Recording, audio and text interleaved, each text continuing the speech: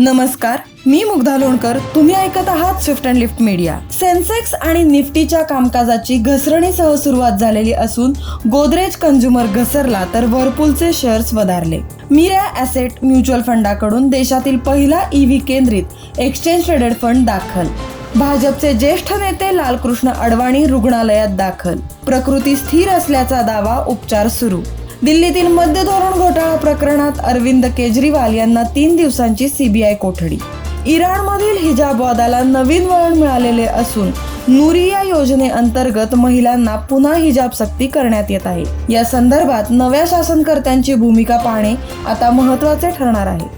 पुण्यातील फर्ग्युसन रोडवरील liquid leisure lounge बारमध्ये झालेल्या बेकायदा ड्रग्ज पार्टीत मेफेड्रॉनचे सेवन झाल्याचे स्पष्ट झाले आहे.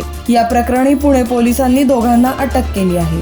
दक्षिण आफ्रिकेने अफगाणिस्तानला अवघ्या 57 धावांवर गुंडाळत पहिल्यांदाच वर्ल्ड कपच्या फायनलमध्ये प्रवेश केला आहे. आज दुसऱ्या सेमीफायनलमध्ये इंग्लंड वर्सेस इंडिया असा सामना रंगणार आहे. अशाच माहितीपूर्ण बातम्यांसाठी सबस्क्राईब करा, लाईक करा, शेअर करा स्विफ्ट अँड लिफ्ट मीडिया.